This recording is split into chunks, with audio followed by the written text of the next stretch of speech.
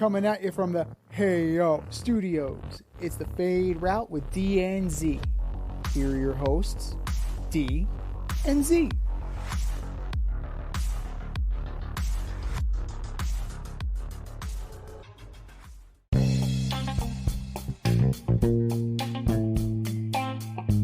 Coming at you live from the AO studio. Hey yo. It's the Fade Route with D and Z. I am D, and we're incredibly sick, but we've got a great show for you today. The fake baseball postseason's over. The real postseason begins. And faith is restored in Zach Wilson. But we begin the show. That's not the Tylenol talking. But we begin today's show with, a big trade. A few weeks until the start of the NBA season, and Dame Lillard has been traded. Not to the Heat, not to the Lakers, and not to the Raptors. Dame Lillard was traded to the Milwaukee Bucks. Huh? Wow. The move makes the Bucks the favorite to win the NBA title this year. What do you think of the move, and what are the expectations of the team? Okay, so we have to parse that in two ways. What do I think of the move? If you're the Milwaukee Bucks, you've been looking for this for a very long time, right?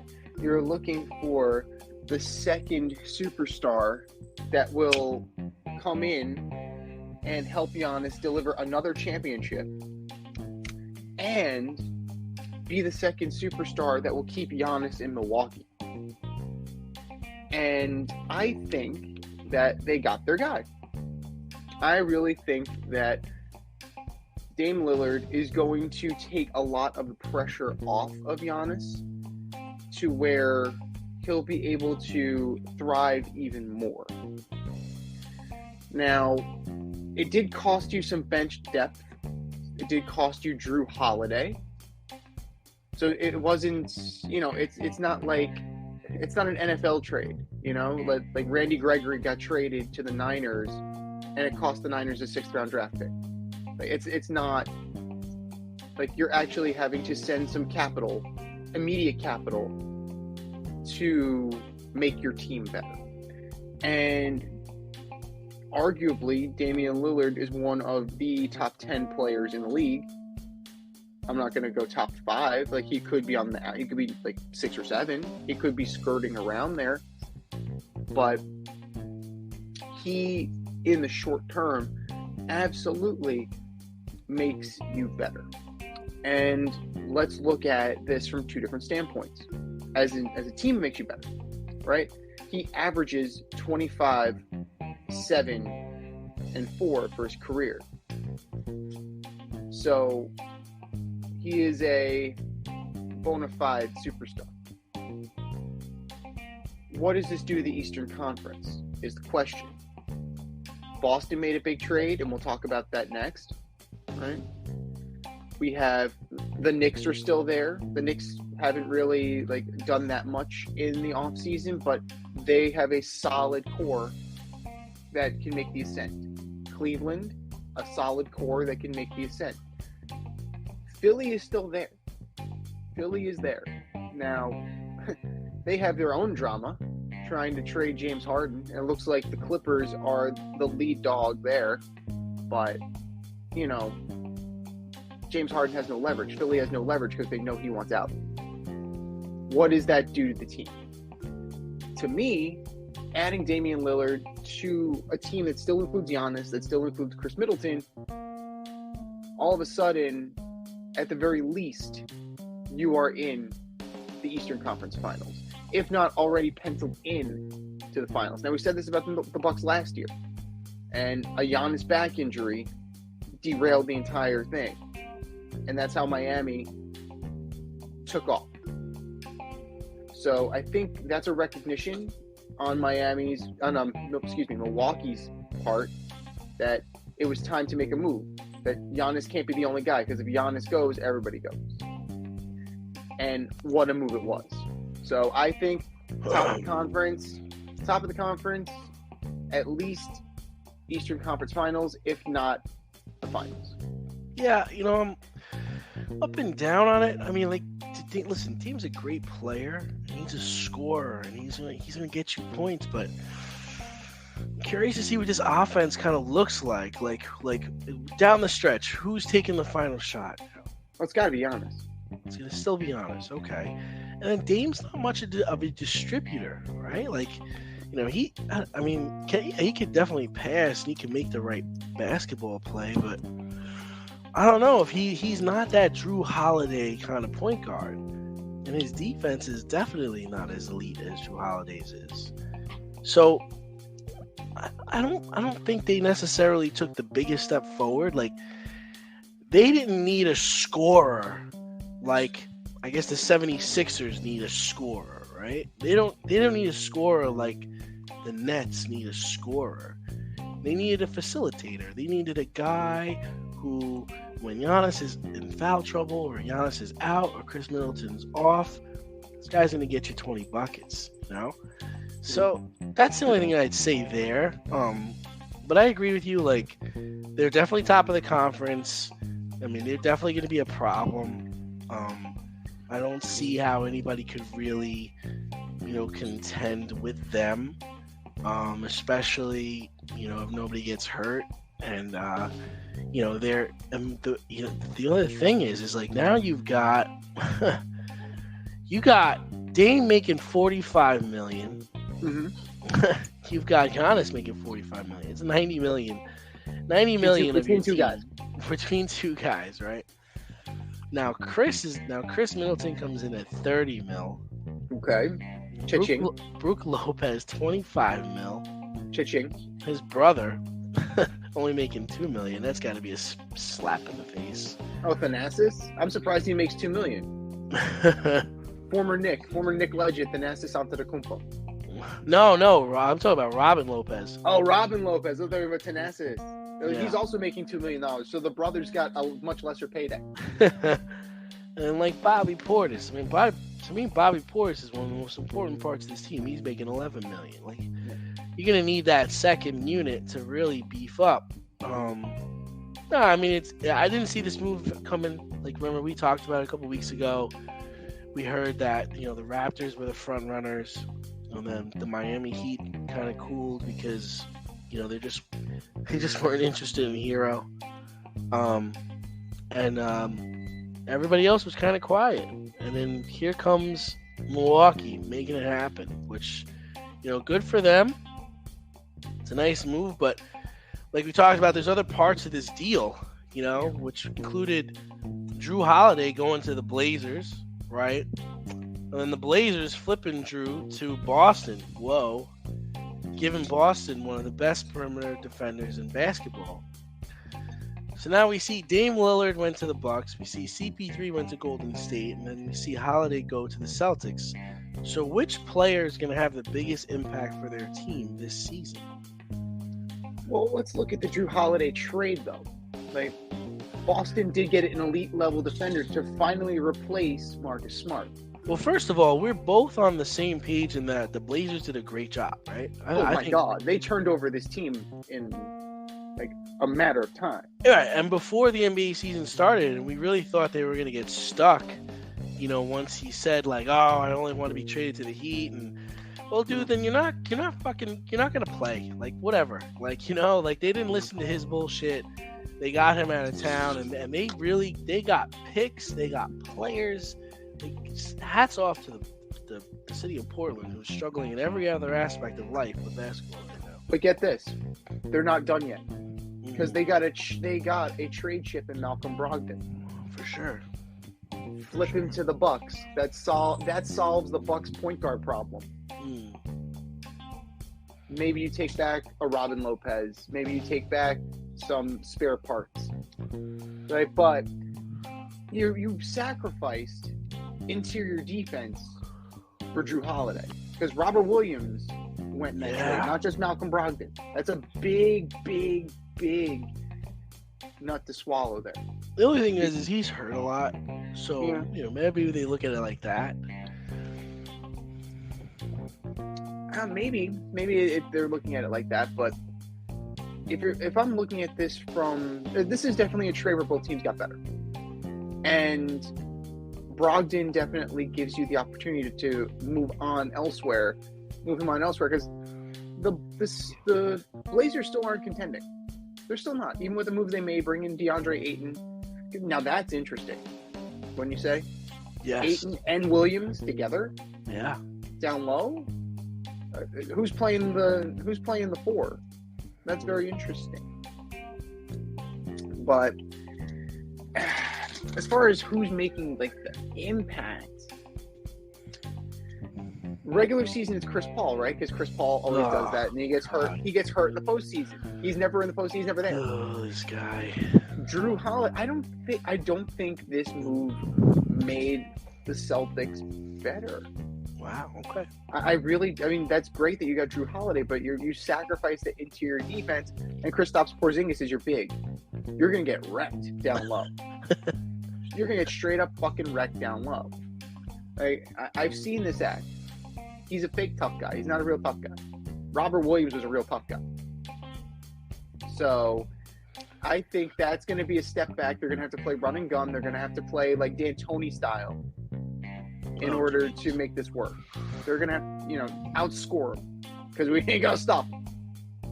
So as good as Jrue Holiday is, he doesn't make up for the rest of the team not being there. But I really don't think that Boston. I'm confused by Boston a lot, but you can't argue the fact that Jrue Holiday is better at this point in his career than Chris Paul. I'm not going to make that argument. The biggest impact for their team is a different argument. Jrue Holiday is definitely going to be that point man, that defender, but he's gonna have to do more for his team than Chris Paul is gonna have to do for his new home in Golden State, because you still have Clay, you still have Steph, you still have Draymond. That's going to allow Chris Paul a lot more wiggle room, and that's going to allow him a lot more opportunity to be the old Chris Paul and not an old Chris Paul. So I think it's going to be it's a different situation, because one's most likely going to come off the bench and the other one's going to start. Jrue Holiday is the starting point guard, but I feel that the situations, it's a better situation for Chris Paul because of who's around him and the culture. Yeah, culture is that, 4-letter word that we've been using lately. But, culture is important. Teams are learning that.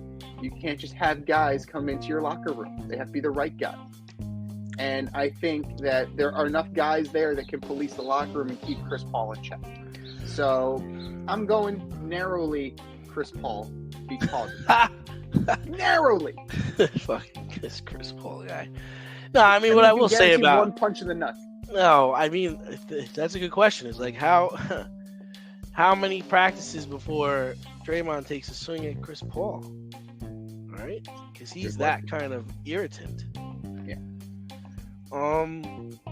So I'll tack these one at a time. I mean, for me, CP3 is a good facilitator.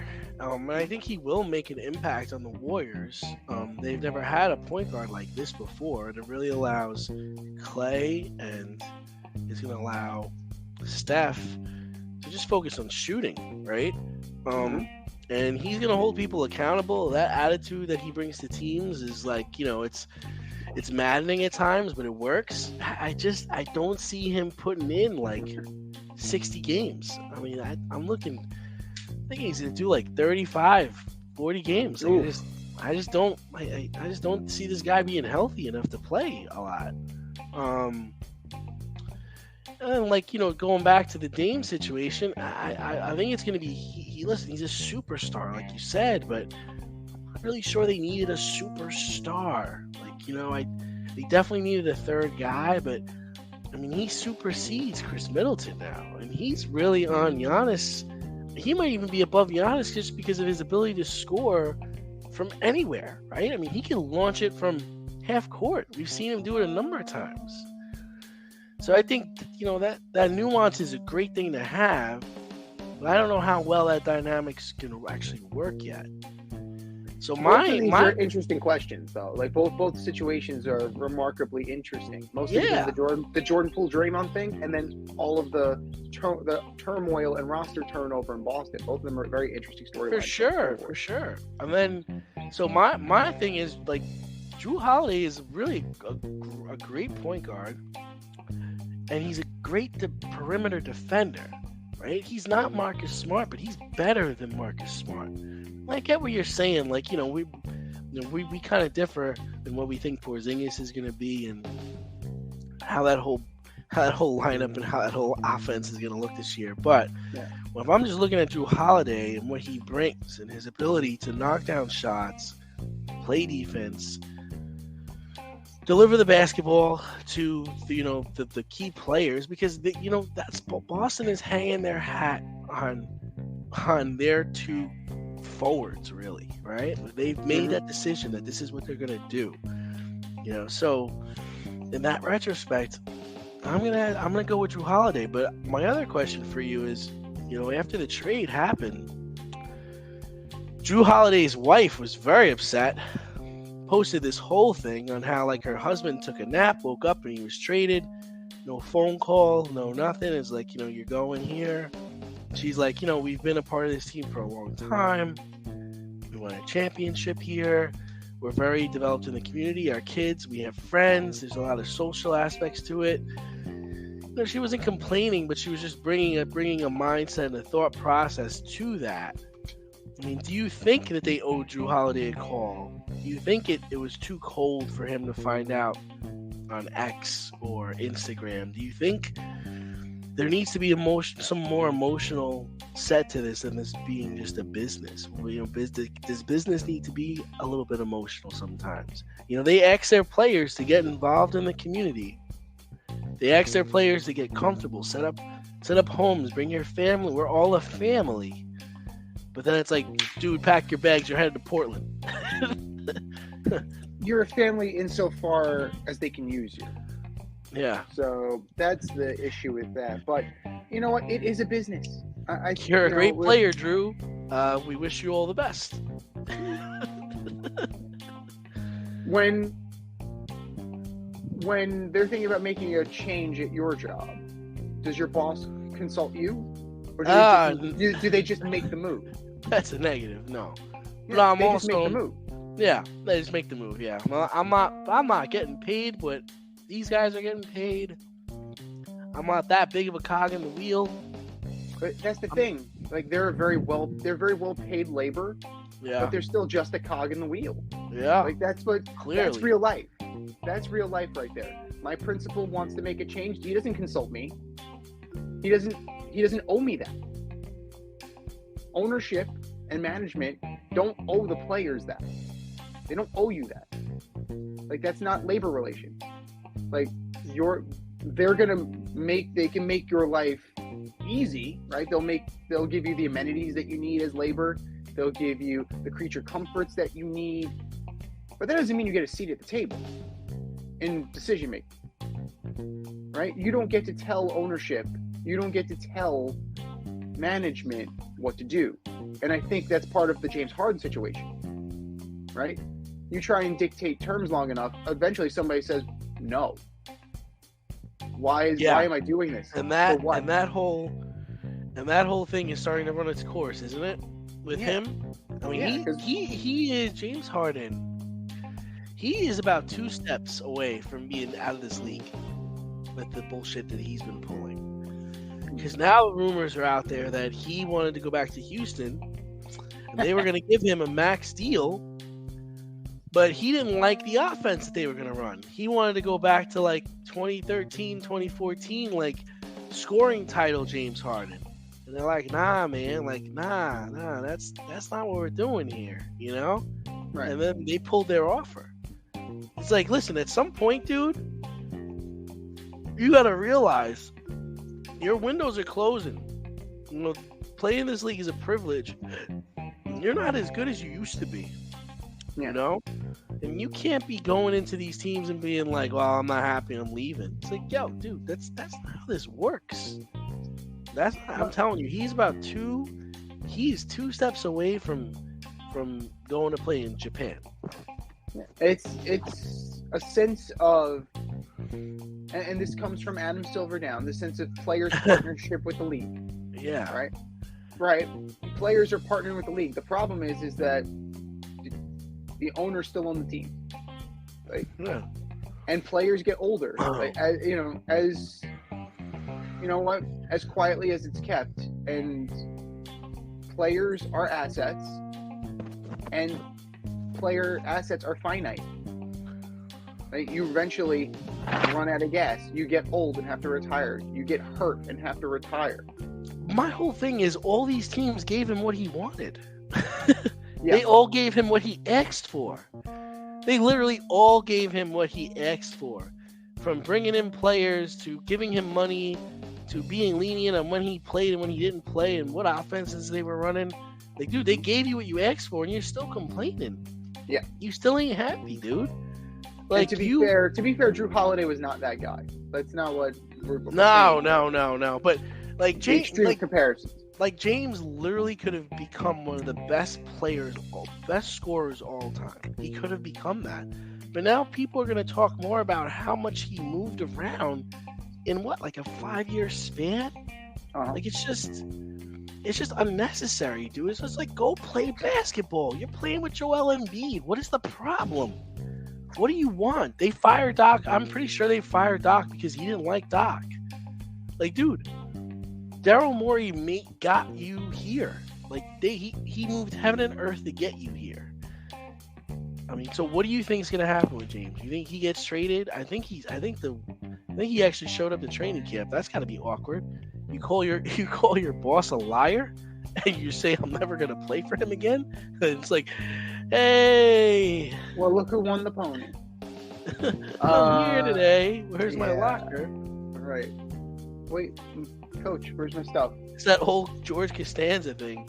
I'm just going to show up. That's it. Just going to show up and pretend it didn't happen. Oh, that? I was just messing around. You're just kidding, yeah. I don't know. I think James Harden has painted himself into a major corner, and I'm going to relate this to a situation. It's very similar, but not 100% accurate. When CM Punk returned to AEW, he was the big star, and there's a certain way that he wanted things to be done, and the current roster didn't necessarily agree with that philosophy, and it painted him out. It made Punk look to be extremely out of touch with the current product. It made Punk seem like just a difficult guy to work with, which is his reputation in the past, but he's difficult because he wants the product to be good, not necessarily because he wants the product to be centered around him. There's a slight difference between him and James Harden in that regard. Punk is now out of his contract because of a backstage altercation that took place between him and another talent because of a situation that he didn't necessarily agree with. And now Punk is on the outside looking in. At this point, he's a pariah. I doubt he's going to get a look. Like, as big of a name as he is, people see the trouble and probably say he's not worth the trouble. At some point, James Harden is going to be CM Punk. He's going to be not worth the trouble. Right. It wouldn't surprise me. If they just deactivated him. Like, that would be the bold move. That would be the correct move. Like, dude, fix your attitude. You're not stepping foot in this building until you're a part of the team. Or we will find some place for you to go. But the other teams aren't blind. Other teams are enamored with talent, but at what cost? What's he going to do to the locker room? Now, if you look at the Clippers, like, yeah, Kawhi Leonard's there, but Kawhi Leonard doesn't say shit to anybody. So, is he a strong enough leader to overcome a James Harden? I don't know, but that seems to be the landing spot for him. But if I were the Sixers, I would just say, this is conduct detrimental to the team. We're deactivating you. Sit in the corner and think about what you've done until we decide that you are ready to come back. Step outside of your safe area and make a statement without saying much with FCK Clout Lifestyle Apparel. Embrace the colorful chaos and stay emotionally regulated in their hoodies, snapbacks, graphic tees, accessories, and more. Season 3 merch is up now. Get it while you can. Go to fckclout.com and get all of your needs from men and women. That's fckclout.com. Speaking of choosing who you want to be, we're moving on to football. And surprise, surprise, the Jets competed at a high level on Sunday night. And Zach Wilson actually played well, minus that fumble. 28-39, 245 yards, 2 touches. But that fumble led to the demise. The Chiefs were 9-point favorites. They only won the game by 3. Zach Wilson statistically outplayed Patrick Mahomes. The first time in college or the pros that Patrick Mahomes has been statistically outplayed by another quarterback. Interesting. It was actually, I think, Pat's worst game of his career. Yeah. So, has Zach Wilson turned this corner, or should the Jets still be looking around for some quarterbacks? All right, well, first of all, it was 17-0 in the first quarter. Yes. Okay? Yes, it was. And then there was a safety call that wasn't a safety. Pat Mahomes was grabbed outside of the end zone, pulled into the end zone. That's not a safety. That changed the direction of the game. Then there was a horse collar call that on Nandi on the Kansas City Chiefs that wasn't a horse collar call. That extended a drive for the Jets. So this is what happens when you play on Sunday Night Football and it's a primetime game and it's 17-0 at the end of the first quarter. So no, I don't give the Jets any credit. I don't think Zach Wilson turned a corner.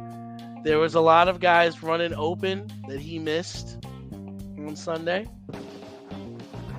The other thing I will tell you is he did have one drive where he came out and looked good.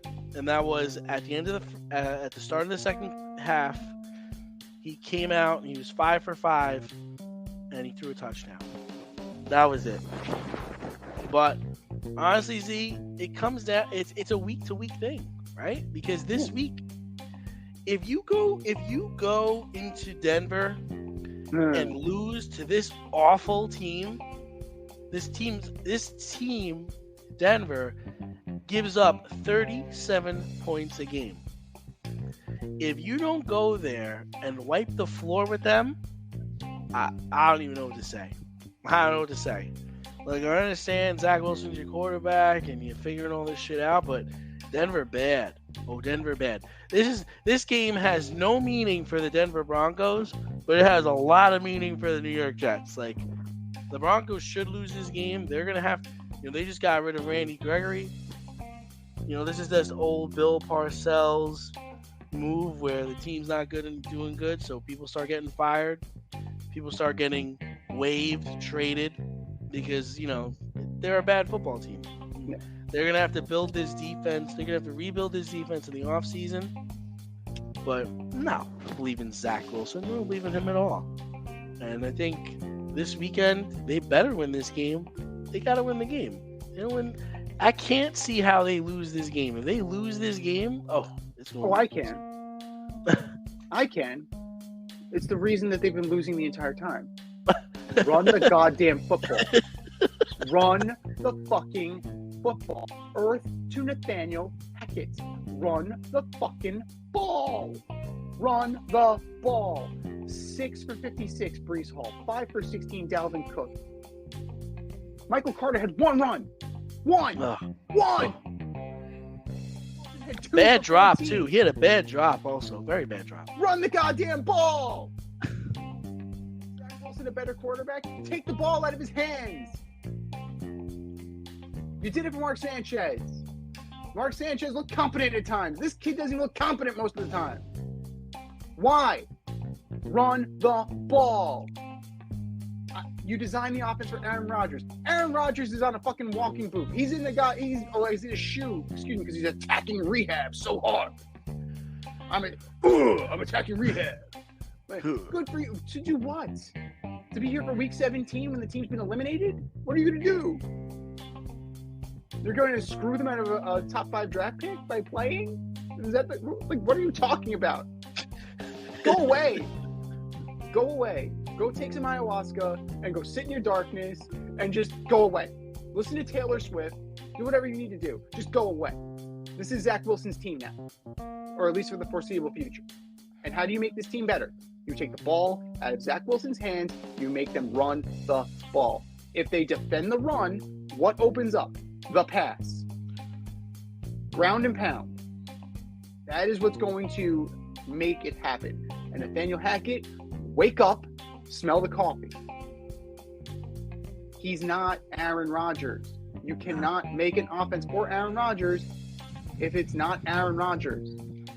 So but they like have a real problem, right? Because major problem. Like what if Zach does make steps in the right direction, right? And then it's like you're gonna sit him down and go back to Aaron Rodgers? Like, how does this work? I don't understand. This end game is not. I don't understand what's going to happen, because the alternative is that, okay, Zach Wilson isn't the guy. We're kind of muttering. We're kind of like meandering around, circling the drain, and then let's trade for Kirk Cousins. Now you have Wilson, Cousins, and Rodgers, provided they don't trade Wilson to the Vikings, where he reinvents his career and he becomes a stud, which could very well happen. But I have a question for you. Defensively, at the end of the game, was that Sauce Gardner play a penalty? No. Well, hold on. Yes. By letter of the law, yes. Because people are up in arms about it, how it should have been, how it was hand fighting, it wasn't holding, and I could see where it would be offsetting calls. I could see offsetting penalties there, because there was a lot of hand checking. I didn't like Robert Saleh's defense of it, saying they were letting them do it all game. Just because they let you do it all game doesn't mean it's okay. Like, just because you're cheating on a test doesn't mean that if they catch you at the end of the game, at the end of the test cheating, you get thrown out of the classroom. Like, dude, you get away with certain things, but no. That was the right call there. He totally impeded his ability to get to the ball. No. Sorry. And the other thing is that play didn't determine the outcome of the game. You gave up 17 points in 12 minutes. That determined the game. You gave up over 200 yards rushing to the Kansas City Chiefs. You made Pacheco look like Barry Sanders, where he's running like without anybody touching him. For such a stout defense, where was the defense? Oh, Jesus great. Christ, you're going to start me up again because I'm looking at the rushing numbers. Great. You shut down Pat Mahomes and Kelsey, and Pat Mahomes had one of his worst games ever. Pacheco had a career day. So what good is 20 for 115. The dude and a touchdown. Is a 6th-round pick out of Rutgers. Where's Quinnen Williams? What the hell's going on? Then there's one play where DJ Reed had a free hit on Mahomes and just whiffed. Just completely whiffed. Ran right by him. That's a guy scared of the rules. There was another play, I want to say it was like 3rd and 25. Oh, yeah. And Pat Mahomes just ran 35 yards. Where is everybody? Now, that's the other controversial one. 3rd and 22. Like, are you throwing flags for holding there? Because they were dancing. The offensive line and defensive lines were dancing. They were that close, and they were that because touchy feely. It was just a long play, right? It was an extended play. It was an extended play, so they were just like blocking, dancing, and all of a sudden, everything parts like the Red Sea. Wide open. It's like, rush it, and Kermit ran for 25. So, that's what I'm trying to, like, this team is bad. The team is bad. Like, yeah, you shut down Pat Mahomes and Kelsey. You gave up all those yards rushing. Oh, yeah, you only lost 23-20, but you gave up 17 points in the first quarter. Like, Zach Wilson's still missing guys, and he dropped a key fumble that cost him the game. How about this, Z? The Kansas City Chiefs had the ball with 6 minutes left in the fourth quarter, and they never gave the ball back. So much of this vaunted defense. They never gave the ball back. What are you guys doing? But that boils down to coaching. That really boils down to coaching.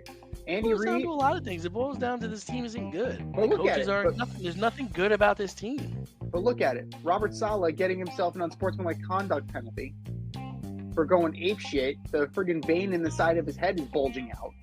And then you have Andy Reid, cool, calm, and collected. Just like, oh, ho hum, we're just gonna march down.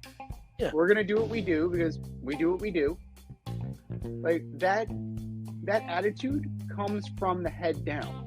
Yep. So that's right. if you play and you coach like a lunatic, your Yep. team is gonna be a lunatic team. Yep. But if you're calm and if you're at the head of the class and you're like, I got this, your team will take on the mentality of the coach. That's the whole how it thing. It's like works. Robert Saleh is just he's a coordinator. That's who he is. That's what he is. Like, think about it this way. I don't know. Let me see if I can look up his record. But like, if he has a losing record this season and they don't fire him, like, it's gonna be crazy. It's gonna be crazy. He's gonna get a pass because of the Aaron Rodgers thing. I guarantee you, he'll get a pass because of the Aaron Rodgers thing. So he is 12-26 as a head coach. Hmm? Okay. That checks out. So if let's say the Jets lose 10 games this year. Let's say they lose 10 more games, right? Okay. So that means he's gonna have 36 losses. Ugh. And what? He'll have he'll have 18 wins. Ugh. 250 win percentage. And you're gonna bring that guy back? They're so strapped. Yeah. They're so strapped because they can't get rid of anybody. They can't fire Hackett. They can't fire Saleh. They can't do anything with Zach. They are. So, I mean, and they're Green Bay's playing well, so they can't even hope that LaFleur gets fired and they can go get LaFleur. Yeah, that's the other thing. Nobody talking shit about the GM of the Green Bay Packers now. Seems like he made the right move. His quarterback didn't play that great this weekend, but he looks legit. He looks like give him a year or two and he's gonna be all right. He's on the field. Listen, I think we talked about this before, prior to shows. Jordan Love looks in command. Like, I'm in control of this. I can put the football wherever I want. We got this. I'm good. Like, he the ball gets tipped. He makes a wrong read, but you don't count him out. You don't count them out, and he doesn't look scared. He's getting there. Yeah, he's getting there. He absolutely is. But again, your offense takes its cues from the head of it, which is the quarterback. If he's calm, cool, and collected, the offense will be calm, cool, and collected. If the quarterback is frazzled, then you're gonna have guys not knowing what the fuck is going on. So at the end of the day,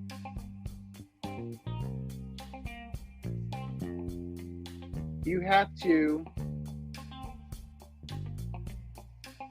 just chalk it up to the fact that you got this one wrong. Like, if you're the Jets, like you knew you were gambling, right? You split tens, the blackjack table. You brought in a 39-year-old guy. You hedged your bet. Now you got to lie in it at least for a year. Saleh is going to get a pass. I already know this. He's gonna. I mean, think about it. Like, you banked your whole season on this, and 4 plays, it's done. Like, I've seen it's that Family Guy meme. It's opening day and the season's over. Except it's the Jets instead of the Mets. Like, the Jets season this year is a Family Guy skit. Chalk it up, take your lumps, come back next year, and just ride it out for what it is, and hope that, because you made a deal with the devil, right? This Faustian bargain that I mentioned before. You made a deal with the devil, and now you're going to have to abide by the terms of it until it ends.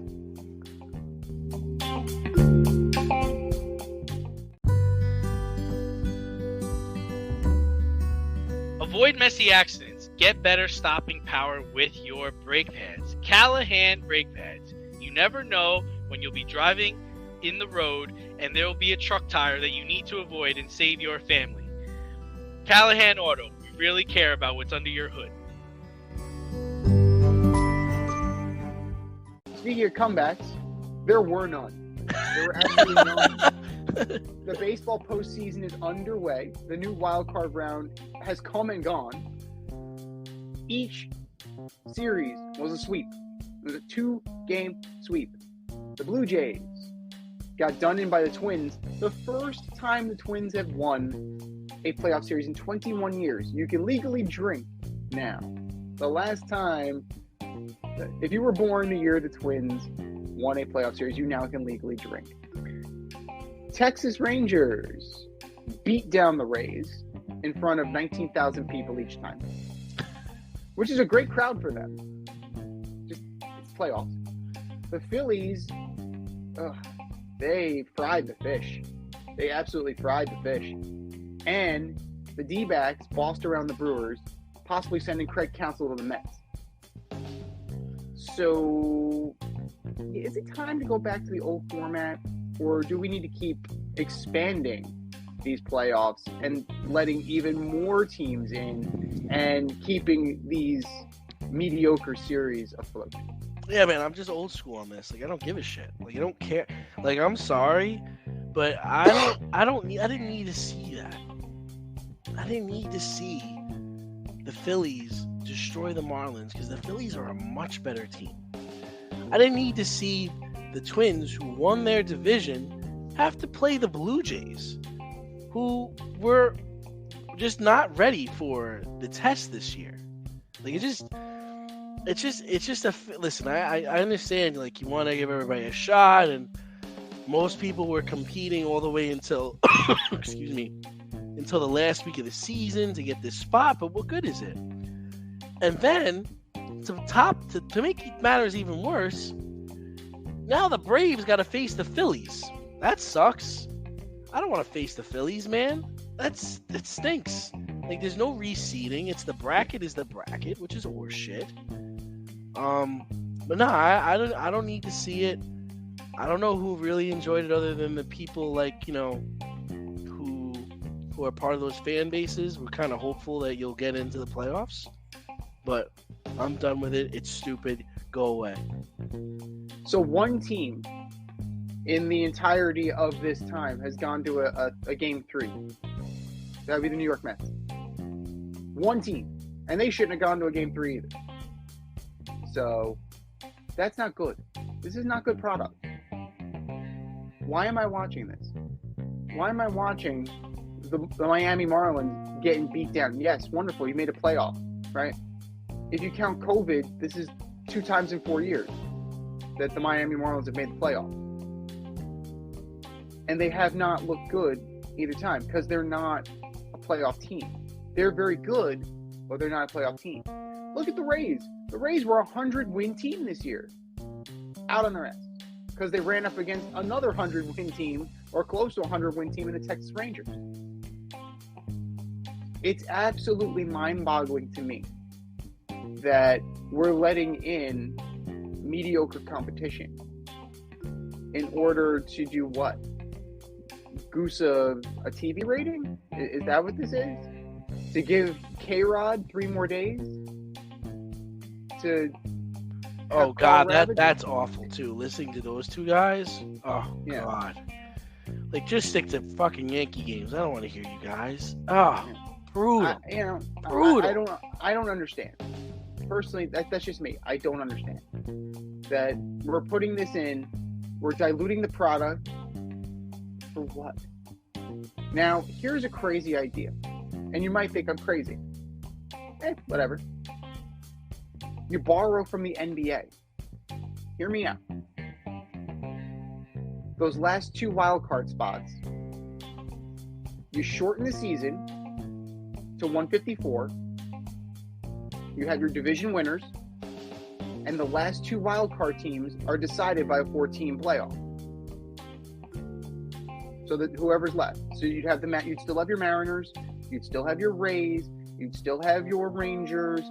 You'd still have these teams bubbling. But now you're fighting for a spot.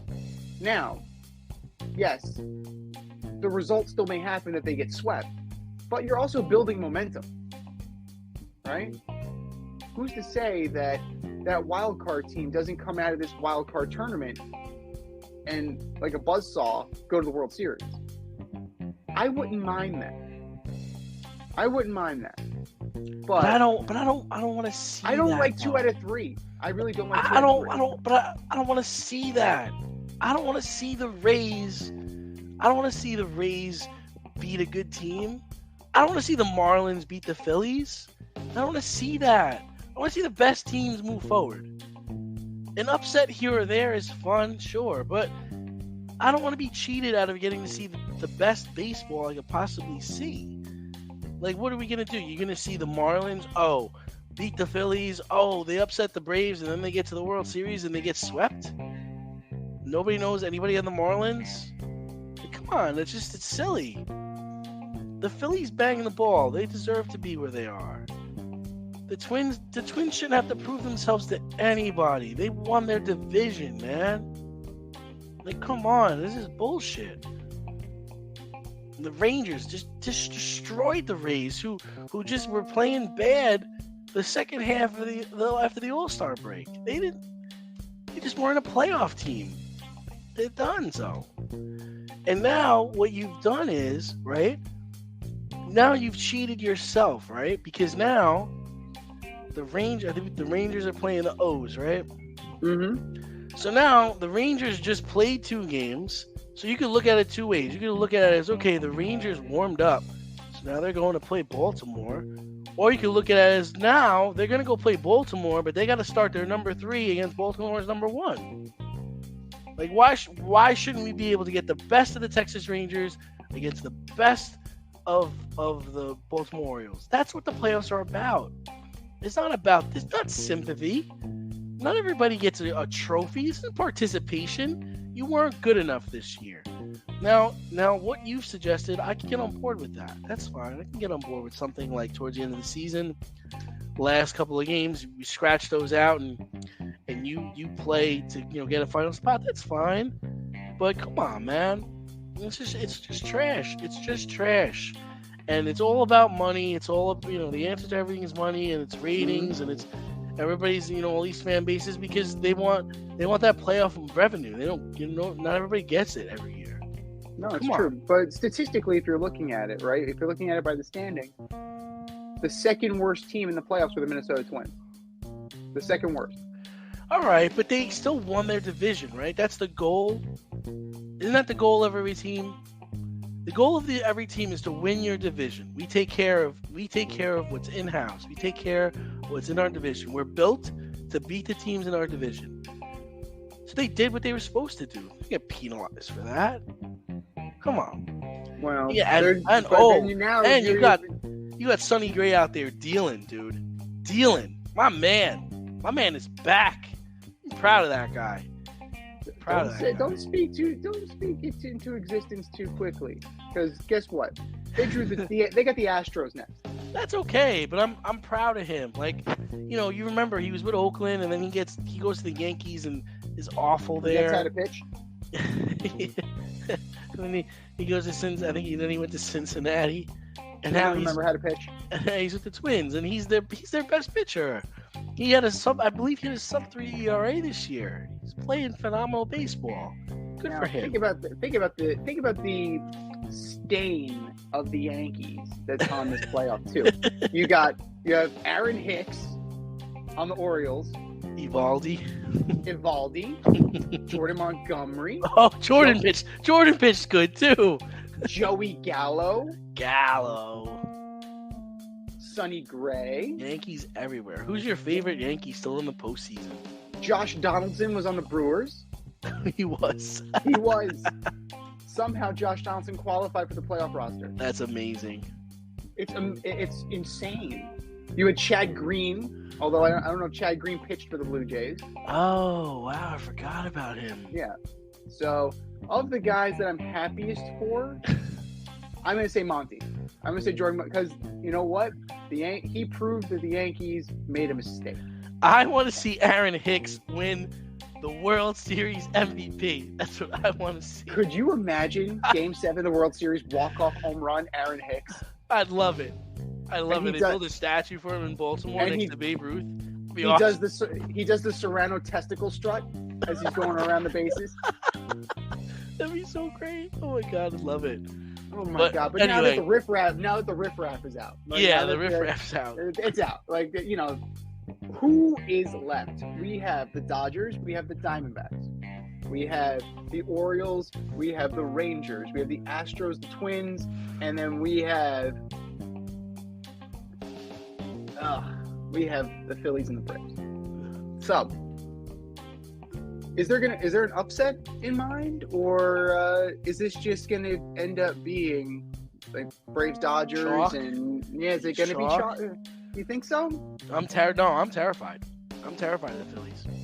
That's the one team I didn't want to face, man, because they bang the ball, dude. They bang the ball, and they got two pitchers that can shut you down. Yeah, shut you down. Nah, I'm scared.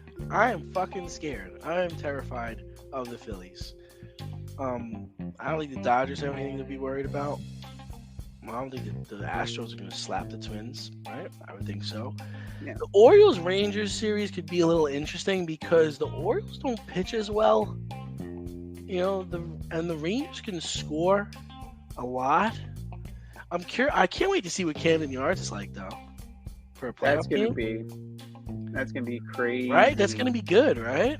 Yeah, that's gonna be exciting. But I am. So I'm looking forward to watching Rangers Orioles.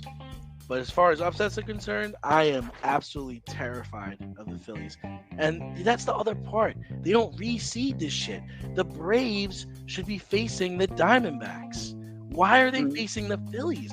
And the other thing that's stupid about this is you got two series where you're playing their division games. You got the Diamondbacks and the Dodgers, and you got the Phillies and the Braves. We've played them 13 times this year. Yeah. This isn't anything new. Why am I watching this? Like, who the fuck is running Major League Baseball? What the fuck, man?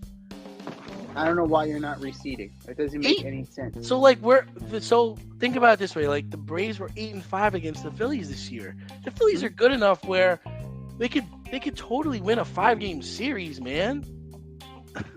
No, completely. This is definitely a situation where, like I said before, about building momentum. Right? The Braves have been off. The Braves have been off for a week. You can't simulate playing. No. So as good as they've been, if the bats go cold in a 3-game span, you can get swept out of the playoffs before you even get started. Well, they gotta win game one. Year. They gotta win game. Strider's pitching in game one. They gotta win that game because Fried is pitching in game 2. But you know what? Strider's a little bit overrated. Let's be here. He strikes out a lot of guys. He's an ERA close to 4. But he's not Garrett Cole. He's not. Oh, don't please. Come on. You're gonna pull the Garrett Cole card here? Look at Garrett Cole's numbers. Look at Spencer Strider's numbers. He's not that guy yet. He's not that guy yet. He's definitely not that guy. But did you have to say Garrett Cole? Because you've used somebody else. I'm using the guy who's the AL Cy Young Award winner, and if Strider is a serious consideration for the NL Cy Young Award winner. So I'm doing an apples to apples comparison. So okay, fine, pick your guy. Who would you rather be compared? I just dislike Garrett Cole, man. Clayton Kershaw? Okay, he's not Clayton Kershaw either. Well, no, though. So the thing is like I'm okay. I understand that he's got a pretty high ERA, but I'm okay with him starting against the Phillies because they're a big swing and miss team, and when I say that is like they can crush the ball, and I think he can get it by them. I think he can get off on that. He can get 9 strikeouts and give them 4 hits. Like he could do that. Now when Fried pitches, I don't know what the hell's gonna happen. Fried could be out in 2 innings. Well, I also have a question. What's Charlie Morton's status? Morton is somebody you need. Yeah. I don't know. I would assume he pitches game 3. I don't know. I'm not sure if he's healthy. If he's healthy, like I'm not sure of his injury status.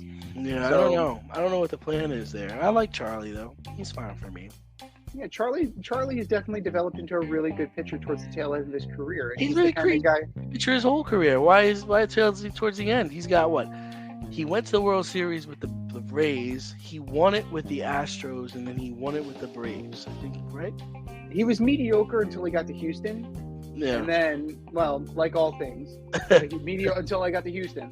But they started having him throw high fastballs. Like, dude, you actually throw hard. Like, why are you dinking and dunking? You throw hard. It's like, oh shit, I do throw hard. How about that? You unlocked a new level of Charlie Morton. Mm-hmm. So that's all I mean by that, is that Charlie Morton was okay, and then he turned a corner from his time in Houston. As far as upsets go, I don't necessarily see the Rangers as an upset of the Orioles. Why not? You have the Rangers were built for this. As much as we malign them and joked about it, they had a really shitty second half though. They did, but you know what? They have the veteran wherewithal that they can withstand some of this, and I think that would be okay. The Orioles might be, and the Orioles had a week off, so they may very well be, a little too neophyte for this. They might just be a little ahead of their time, but kudos to Rushman, kudos to Henderson, kudos to that team, and Brandon Hyde should be manager of the year. I don't want to hear anything. Brandon Hyde's your manager of the year. So maybe Bochy, but you know what? Brandon Hyde's better. And this season, I wouldn't necessarily call it an upset. I wouldn't call that an upset. These are two evenly matched teams. The Twins knocking off the Astros. The Astros are sort of a legacy at this point in time. The Twins finally advanced to the second round for the first. They're Tracy McGrady. This is the first time in 21 years. Well, come on, it's fake. It's fake. Come on. I know it's fugazi, but still, it's a statistic, and we're looking at it. Like the Diamondbacks knocking off the Dodgers would be an upset. Like those were upsets. I don't see the Phillies and Braves as an upset. I don't see the Rangers and the Orioles as upsets. I see them as even. Those are pick'ems, in my opinion. Now, if the Diamondbacks somehow pulled off that upset and knocked out the Dodgers, holy shit! Like that would somebody's head would roll in LA. Yeah. Like, because that is absolutely not likely though. They just don't hit enough. No, they don't. But you definitely had Longoria playing like it was 2007 again. So good for Evan Longoria. He seemed to kind of have the fire lit under him. But it wouldn't surprise me if we get chalk. In all likelihood, chalk is coming. I hope you're right. You'll be prepared for it. I hope But so. the most intriguing one, if there would be a non-chalk pick, you'd have to battle Texas. You'd have the Rangers versus the Astros in the ALCS. That could be interesting. Very regional story. Let's be real. It is a regional story. But it's something that could be very entertaining. You have the young upstart Rangers against the dynasty or the establishment in the Astros. And, does Max Scherzer come to pitch? You have Scherzer versus JV.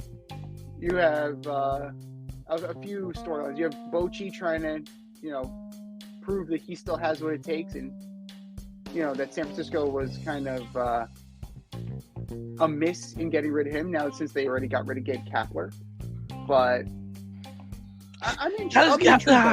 How does Gabe Kapler lose his job, but Aaron Boone doesn't? I don't know. Well, clearly Zaidi doesn't have the either he doesn't have the stroke, or like he's just it's the ultimate in results based.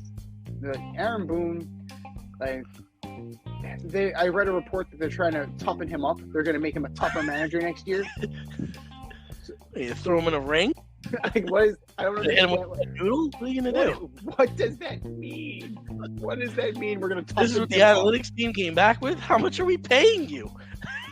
And that's the other thing. They're also not having the independent audit of their analytics department now. They're going they're not doing it anymore? No, they're going to observe a company and see how they run their analytics, and then they're going to copy it. Because a Fortune 500 company's analytics work the same as Major League Baseball analytics. Really? Just absolutely brilliant things coming out of the Bronx. Like Just absolute brilliance out of What the fuck are you 161st. talking about? I don't understand what's going on right now. Meanwhile, like, lots of moving and shaking, right? Nevin is out with the Angels. Buck is out with the Mets. Like, that was kind of surprising. But also Billy Epler is out. We're going to talk about him in a little bit later on the Alleged Superstar. But there's a lot of change happening right now. And, you know, teams need to – this is the time. They need to figure out what they want to be. Because look at the Orioles. Look at the Rangers. Look at the Braves. Look at the Dodgers. Like, those are the pinnacles right now. Those are the organizations you want to be. They're young and good, or they're deep and star-studded. Those are really the two models. So choose what you want to be. Some are more analytics than others. Some are more gut-based than others. Choose what you want to be. You're at a seminal moment right now. You're at the crossroads. Choose who you want to be. If you want to get on the action, we want to hear from you. Hit us up, faderoutemail@gmail.com. Slide in our DMs on IG at FadeRoutePodcast. Drop us a DM on Twitter at FadeRouteDNZ. Comment on our YouTube channel, The Fade Route with DNZ. Questions, comments, picks, segment suggestions, you name it, we want to hear from you. Get at us, in crowd.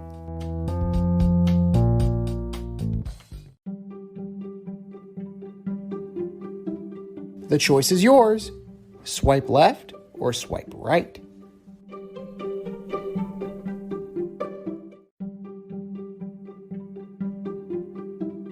All right, boys and girls, especially our online dating fans, we have a statement, and if you like it, you swipe right. If you don't like it, you swipe left.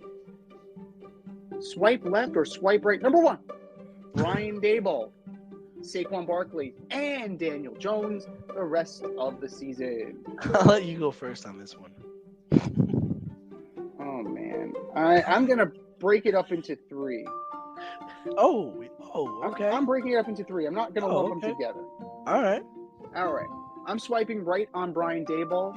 I think that eventually he's going to yank Kafka down by the shirt tail. He's going to say, I'm calling the fucking play. That might make things a little bit better. He's gonna take control more of the situation. Saquon, this is a tough year for running backs. And Saquon is just one of many. Now, Jonathan Taylor's coming back to camp, and he's surveying the situation, and it's kind of not what it was. You know, it's much worse. Saquon is going – I'm going to swipe left on Saquon. I think you're going to get a little bit, but this team is going to be behind a lot. Just looking at that defense. You know what? I'm swiping left on Wink fucking Martindale, too. What the hell happened between last year and this year? Like, what happened to the Baltimore Ravens defense that you put in? Who are these guys? It's like the parakeets. Like, what the fuck is this? You're playing soft coverage. Ooh, You're getting torched. They put up 70 against the Broncos. The Broncos are arguably better than the Giants right now. Like, I don't know what Wink Martindale is going to dial up for this, but Mike McDaniel, he's toking his vape, and he's having a good old time down in Miami. Now he just got Chase Claypool. So he's got a new toy. Like, Mike McDaniel got a new toy to play with. Like, what the fuck? But I'm swiping left on Wink. I'm swiping left on Saquon. He's a non-factor because they're going to be behind a lot. And I am swiping huge left on Daniel Jones. The dude looks like a deer in a headlight. He doesn't know what's going on. He got the friggin' tablet thrown at him by Daboll. That was funny. It's like Daboll looked like me when I got a student who's just like looking at me like what the fuck? Come on. Daboll's looking at him like, what the fuck do you expect me to do? I'm not gonna take the test for you. I'm not gonna, you're asking me these softball questions. I'm not taking the test for you. I'm not gonna play quarterback for you. I'm not putting the pads on. Strap your big boy pants on. You got the money. You wanted the money. You got the money. Now you got to play. I was not a Daniel Jones guy to begin with. You know this. I am very loud on that. I was giving him the benefit of the doubt, and that's gone. That's gone. Bring me Colt McCoy. Colt McCoy, Tyrod Taylor. Right? I'll take a drunken Kerry Collins. Oh, drunk Kerry Collins, man. Going to the Super Bowl. Drunk Kerry Collins aired it out, man. He was good. to the Super Bowl. Kerry Super Collins Bowl with drunk Kerry Collins. We did. Kerry Collins took his team to the Super Bowl. Let's we forget. Yeah, so I'm swiping left on all of them. I don't see any creativity on offense. None. It's just 3 weeks in, right? 4 weeks in. Yeah. I still don't know what the game plan was for any of the games. I don't understand what they're trying to accomplish, what they're trying to establish offensively, and what the scheme is defensively. Saquon, I mean, he'll get hurt again. This is what he does. So I gotta say though, Matt Breida looked a hell of a lot better in this system than Saquon has this year. He's a smaller dude, though. He's a smaller dude. I don't know if he could take the hits for a whole season. Oh no, definitely not. He was part of the troop in Buffalo. He can't be the guy, but he's definitely being utilized better and being utilized more. I can go for more of that, but you need offensive creativity, like you were saying. Yeah, and then for Daniel Jones, I'm swiping left on that too. Like it's just I don't see any growth. He's bottom 20 of he's the bottom 20 of the league in my opinion. But the other thing, he doesn't have I would give him a break in that he doesn't have help. Like, come on, he's throwing the ball to Jalen Hyatt. Who? Like his receivers are not getting separation. He doesn't have any time to pass. I don't know if that's on him, that's on the offensive line, or that's on the scheme. I don't know, but he's dropping back and he's already running. Like, and this is supposed to be a quarterback league. It's supposed to be a passing league, and he doesn't have any time. So, yeah, I'm swiping left on all three people. It's amazing to me how much the offensive line has regressed this year. Glowinski is now with big money signing, right? He's now a bench player. You got Evan Neal taking shots at the fans. You got Andrew Thomas who's not playing. Now, granted, Andrew Thomas is a left tackle. Okay, so maybe having a healthy Andrew Thomas changes the complexion. But the rest of the line is pretty friggin' shit. Schmitz is terrible. Schmitz has been absolutely terrible. I know we were talking to Danny at the beginning of the year. He was the guy to watch. Schmitz has been awful. Absolutely awful. And then you try and get creative. The one time you try and get creative, let's do the tush push. You hurt 2 offensive linemen. 2 guys got hurt on the play. They were your guys. You know the team had to stop the Eagles. Good job. You did it. If you want to do that, the offensive line is just an absolute fucking train wreck. And whatever went well last year is going wrong this year. And I still believe in Joe Shane. I still believe in Brian Daboll. They will get it fixed. But this season is OVA over. Swipe left or swipe right. Number 2, Matt Jones as a starting quarterback in the National Football League. Oh, well, he can't. I'm gonna swipe left because he can't start for me. I mean, come on. Wouldn't the Patriots be better off if they traded him straight up for Josh Dobbs right now? Straight up. Straight up. No? Oof. I mean, Dobbs looks way more competent than Matt Jones does. And he's not punching people in the dick. I mean, listen, he's in the Daniel Jones boat, really. I mean, he's what he is. He's okay. And again, those receivers in New England are not getting separation, but he's also making poor decisions. Like, you cannot roll right and then throw left. You can't do that. Like, you cannot do that in professional football. No. I mean, come on. That's a bad idea. But, him getting benched, I expect him to get benched again. And I think this Belichick era is coming to an end in New England. It's clear to see why they won all their championships. It was not Belichick.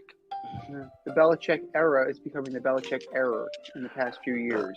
Getting rid of Tom Brady turned out to be a really bad idea. But I'm going to swipe begrudgingly. I'm going to swipe right on Mac Jones. He's still young. There's still time for him to get better. So in this offense, no. It's very vanilla, very dink and dunk, and he is not a mobile quarterback. So he has to be a pocket passer. The offensive line needs to be better. Patriots receivers need to get separation. Use your tight ends. You have tight ends, right? You invested in several tight ends. So Mac Jones needs to learn how to make better decisions. If you can get any speck of mobility out of him, you'll be better served. But as of right now, no. He's like a really bad Eli Manning.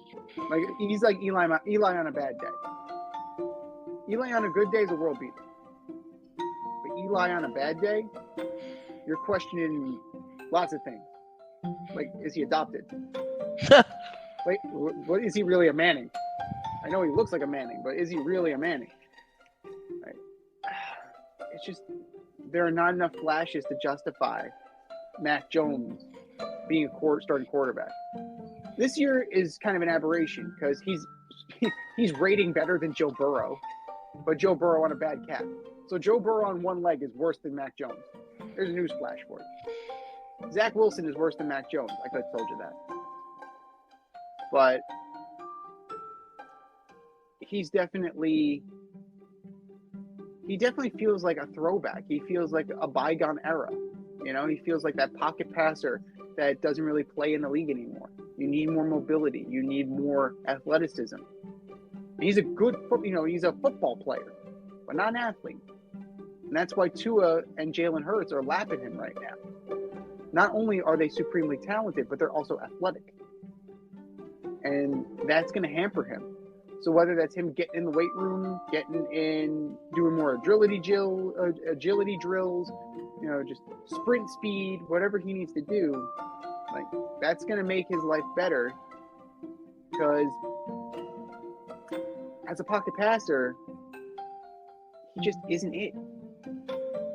And it's going to continue this way if he doesn't make some kind of change.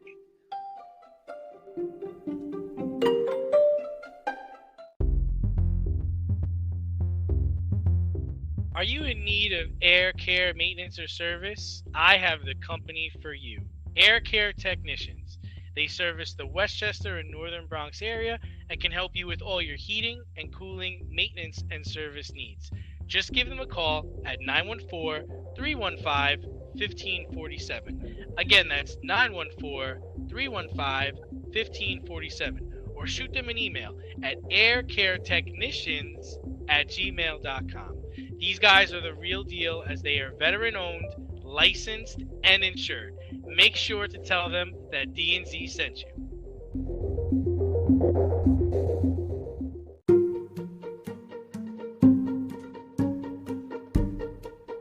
The Fade Store presents the Alleged Superstar of the Week Award.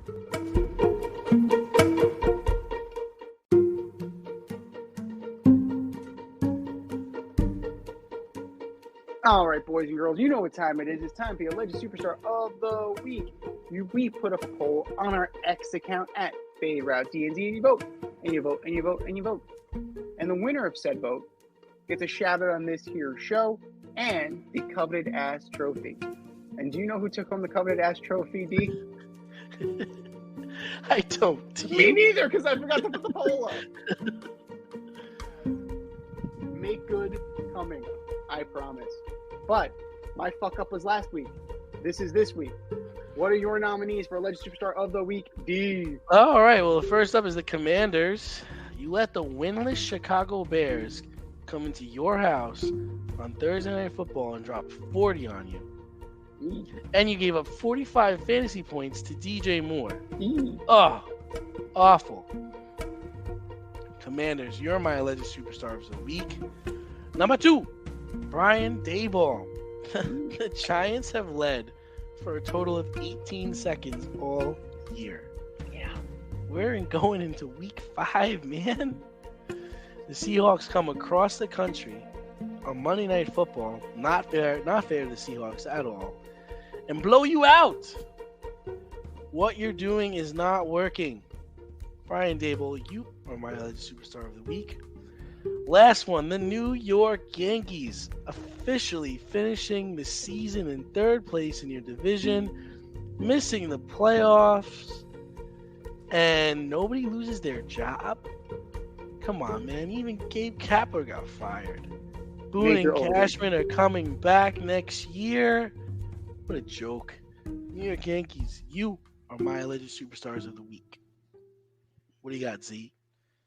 Oh my goodness. Where do we begin? The Yankees were definitely a big one for me. I'm going to start with Evan Neal. Oh. Now, I really wanted him coming out of Alabama. He's proven to be a really bad offensive lineman at the pro level. Blocked Darren Waller, who's on the Giants, which led to a sack and a pick. So, there's that. There's the play. But the post game is even worse. As he's leaving the field, he's encouraging the fans to boo louder. So, you're already poking the bear. Don't poke the bear. The Giant fans are some of the most loyal in the league. Don't poke the bear. If you're playing like shit, they're gonna call you out on it. That's New York sports, baby. This ain't St. Louis. You want your ass kissed, you go play in St. Louis. The post game is even worse. A lion does not concern himself with the opinions of sheep. Who are they to judge me? They're a bunch of hamburger flippers and hot dog flippers. Whoa.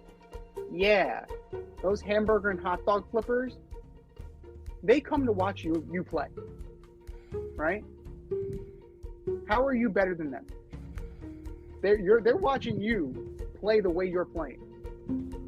You're no better than anybody, man.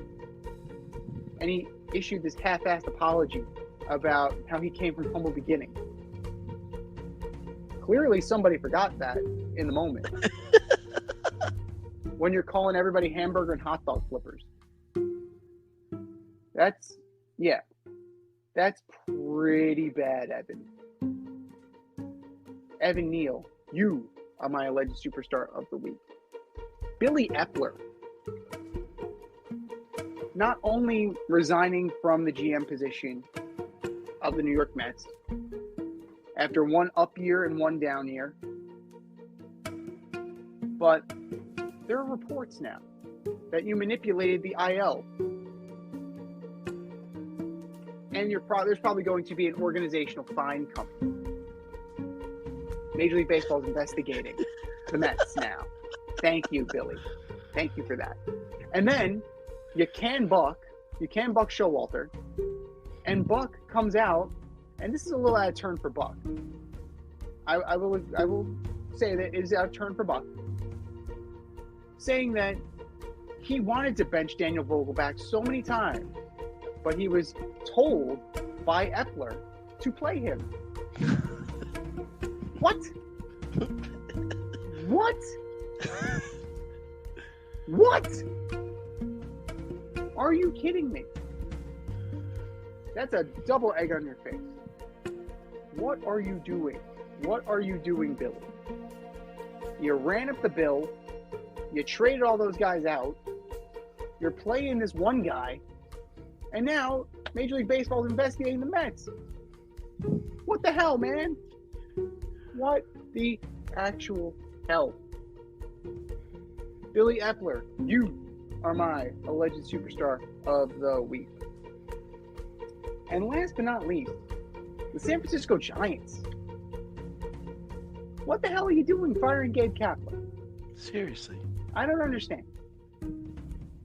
Did Gabe Kapler not bring you success? He didn't bring you a ring. He's not Bruce Bochy. But did he not keep this team afloat? Is he not doing the job that you asked of him?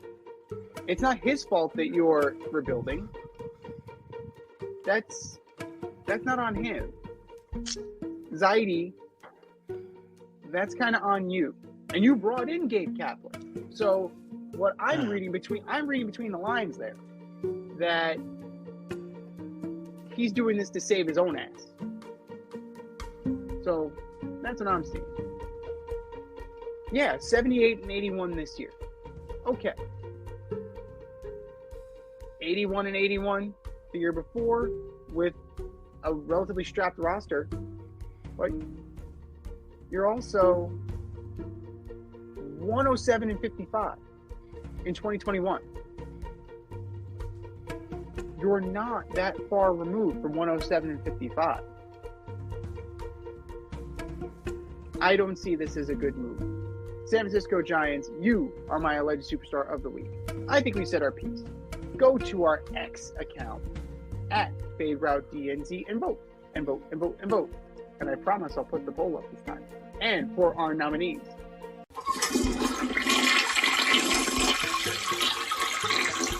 Just do better, boys. Just do better.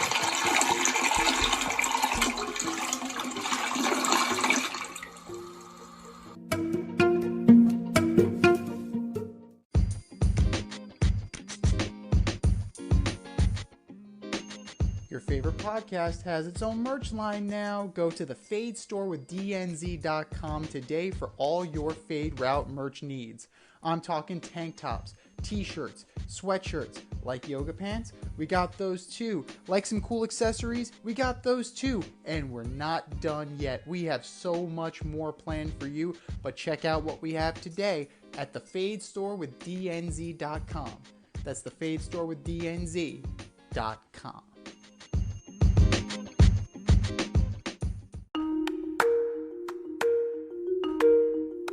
Let's run the option and give you our picks for the week.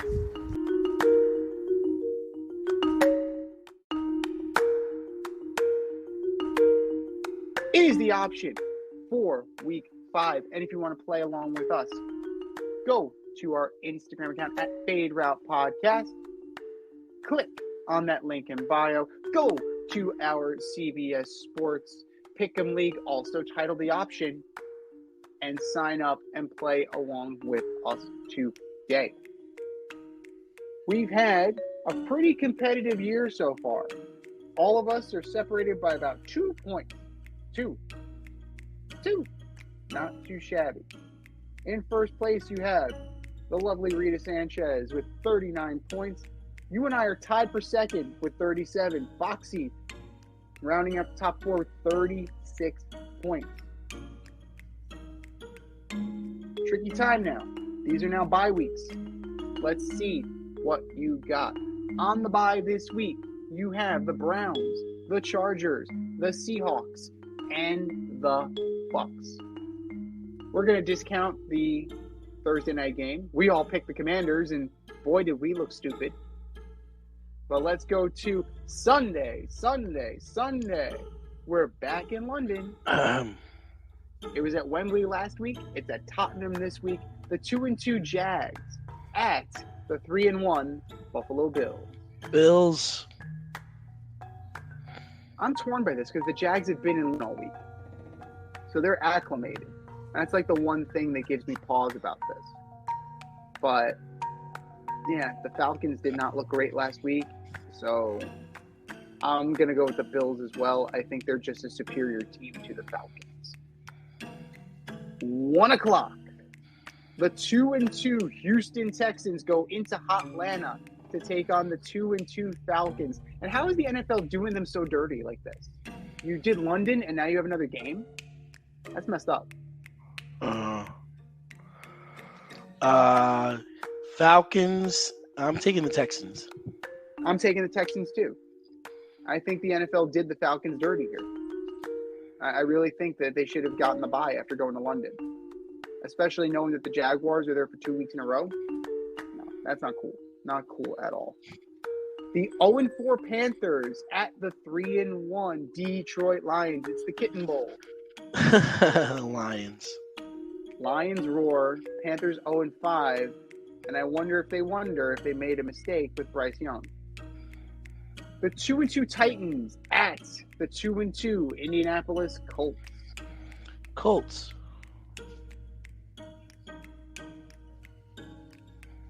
I'm gonna go with the Titans. I think that Derrick Henry started something. I think he's gonna keep rolling. The Colts, they're gonna keep rolling. The Colts, I don't know what the hell's going on there. Like they should have beaten the Rams last week, but didn't. The 1-3 New York Football Giants going to Miami to take on the 3-1 Dolphins. Oh, jeez. Oh, Miami. No. How can you not, right? The Giants just look so terrible. The Dolphins got exposed a little bit, but Wink Martindale's defense is not good enough to do it like the Bills did. So, Dolphins pretty handily. The 2-2 Saints go into Foxborough to take on the 1-3 New England Patriots. Saints as well. It's pretty clear. The Patriots are not great. So, over under 3 quarters for Bailey Zappi next week. Under. Under 3 quarters. You think Mac's gonna play the whole game? Mm-hmm. Okay. You're gonna stick with him. It's not gonna get ugly like Dallas did. You hope so. If you're a Patriots fan. The 3-1 Ravens go into Pittsburgh in an AFC North battle to take on the 2-2 Pittsburgh Steelers. Ravens. Yeah, that seems pretty straightforward. Like, Kenny Pickett's not great, and Kenny Pickett is hurt. So that's, he's going to play, but you have a wounded Kenny Pickett against the Baltimore Ravens. It doesn't matter who you put in the purple and black. You're the Baltimore Ravens. 4-1 for the Birds. We're into the 4 o'clock hour. The 1-3 Bengals go into the desert to take on the 1-3 Arizona Cardinals. Cards. I'm going to go with the Cardinals, too. Joe Burrow is not healthy. When is Zach Taylor going to pull the plug? We started it, and then Around the Horn and PTI picked it up. So, yeah. Thanks for listening, guys. Cardinals, pretty easily. The 4-0 Eagles at the 2-2 Rams. Eagles.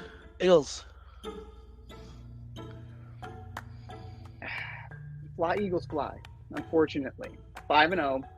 If Stafford is hurt, he's hampered with a hip injury. That could be a major problem.